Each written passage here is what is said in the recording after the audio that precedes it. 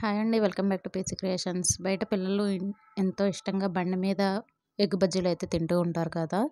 ఇప్పుడు బజ్జీలు బయట కాకుండా ఇంట్లోనే ఈజీగా ప్రిపేర్ చేసేసుకోవచ్చు. పిల్లలకి ఇంట్లోనే పెట్టుకోవచ్చు. ఎప్పుడు కావాలంటే అప్పుడు ఎవరైనా గెస్ట్‌లు వచ్చినా కూడా చేసి పెట్టేసుకోవచ్చు అనమాట.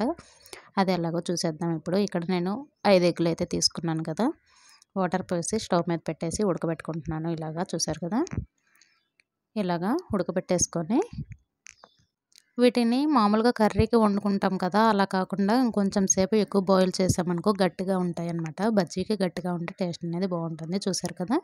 ఇప్పుడు స్టవ్ ఆపేసి పక్కన పెట్టేసాను. వాటినైతే కొంచెం పగిలినాయి కదా షెల్స్ అయితే ఇంకా ఉడికినట్టుగా.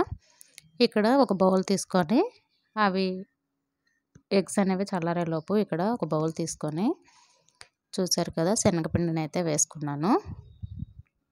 తర్వాత మనము ఎన్ని అయితే చేసుకోవాలనుకుంటున్నామో అంత శనగపిండి అయితే తీసుకోవాలి. మీరు తినే క్వాంటిటీని బట్టి. కొంచెం పసుపు యాడ్ చేశాను. అండ్ టేస్ట్‌కి సరిపడా సాల్టు, కొంచెం సోడా ఉప్పును కూడా యాడ్ చేశాననమాట. ఇప్పుడు కొంచెం కారం అయితే యాడ్ చేశాను లైట్‌గా స్పైసీగా ఉండడానికి. ఇప్పుడు కొద్దిగా జీరా పొడి, కొద్దిగా ధనియాల పొడి 2 యాడ్ చేసిన తర్వాత కొంచెం వామునైతే యాడ్ చేసుకోవాలి. ఇలాగ దీంట్లో వాము వేసుకున్నామనుకో శనగపిండి కదా! కడుపు నొప్పి అనేది రాకుండా ఉంటుంది పిల్లలకైనా, మనకైనా. కొంతమంది శనగపిండి అంత లైక్ చేయరు కదా! వాము వేసుకున్నామనుకో ప్రాబ్లం ఉండదు, సరిపోతుంది.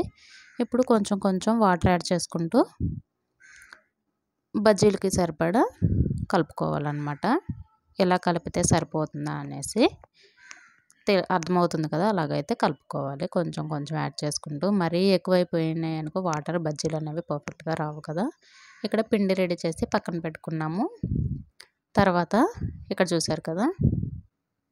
ఎగ్స్‌ని అయితే ఉడకబెట్టుకొని మధ్యలోకి ఇలాగ కట్ చేసి మొత్తం అన్నిటిని తీసుకోవాలి. మొత్తం షెల్స్ అంతా తీసేసిన తర్వాత ఇలా కట్ చేసుకుంటున్నాను అన్నిటిని. ఎగ్ మొత్తమైనా వేసుకోవచ్చు. ఎగ్ మొత్తం వేసామనుకో మా పిల్లలు చిన్నపిల్లలు తినలేరులే అని చెప్పేసి హాఫ్ చేశాననమాట. ఇలా వేసుకుంటేనే టేస్ట్ అనేది బాగుంటుంది. ట్రై చేయండి. ఇంట్లోనే చేసేసుకోవచ్చు ఈజీగా. చూసారు కదా! మొత్తం బాగా కట్ చేసేసాను. ఇలా కట్ చేసి పక్కన ఉంచేసుకొని ఇప్పుడు ఆయిల్ పెట్టేసేయాలి. ఆయిల్ పెట్టుకొని చూసారు కదా! ఆయిల్ కూడా హీట్ అయిపోయింది అప్పుడే. కొంచెం పిండిని అయితే వేసుకొని ఆయిల్ హీట్ అయిందో లేదో చెక్ చేసుకుందాము. ఆయిల్ బాగా హీట్ అయింది. పిండి అనేది ఎలా రెడీ అయిందో కూడా ఇప్పుడే అర్థమైపోతుంది మనకి కొంచెం చేత్తో తీసుకోగానే.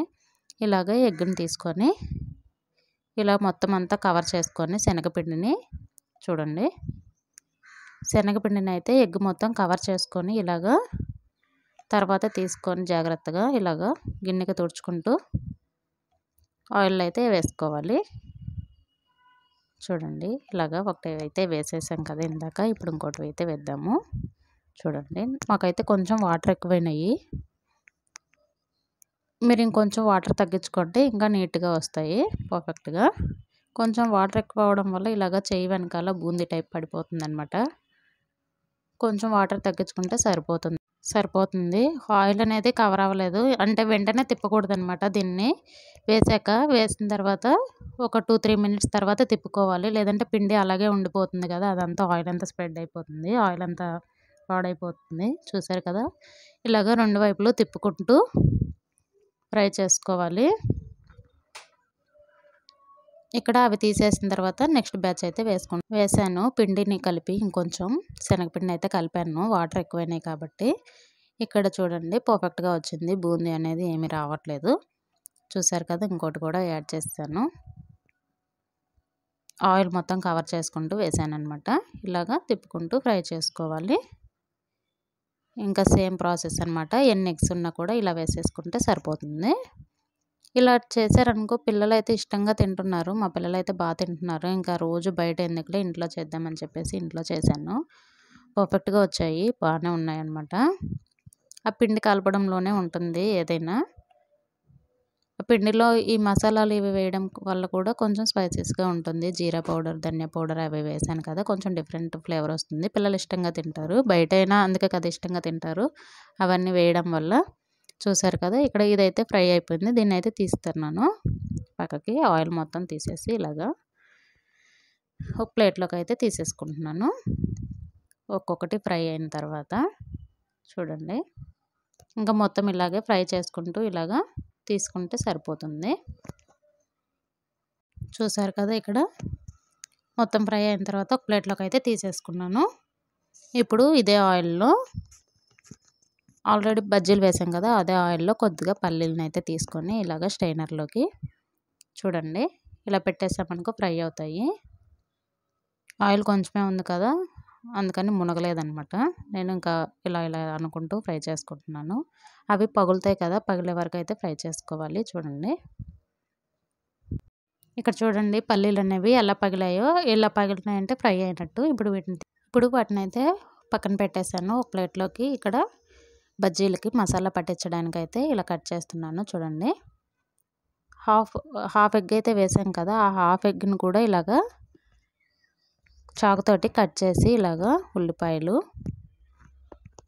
మొత్తం అంతా ఉల్లిపాయలు పెట్టేసుకొని చూడండి ఇలాగా మసాలా పెట్టుకుంటున్నాను అనమాట. అలా పెట్టుకున్నామనుకో టేస్ట్ ఇంకా బాగుంటుంది. ఉత్తయి తిన్నా బాగానే ఉంటుంది. ఇలా పెట్టుకున్నామనుకో కొంచెం మనకు కూడా ఇష్టంగా ఉంటుంది కదా, ఆనియన్స్ పల్లీలు ఇలాగా. అందుకని చెప్పేసి ముందుగా ఫ్రై చేసుకున్న పల్లీలను కూడా ఇలాగా యాడ్ చేసుకోవాలి. చూడండి, నాకైతే సరిగ్గా రాలేదు మసాలా పెట్టడము, అందుకే అలా పెట్టాను అనమాట. ఇప్పుడు ఒక నిమ్మకాయను కూడా పిండుకున్నామనుకో ఇంకా టేస్ట్ అదిరిపోతుంది. చూసారు కదా, ఇంట్లోనే ఈజీగా ఎగ్ బజ్జీ అయితే రెడీ అయిపోయింది. Thank you for watching. Subscribe.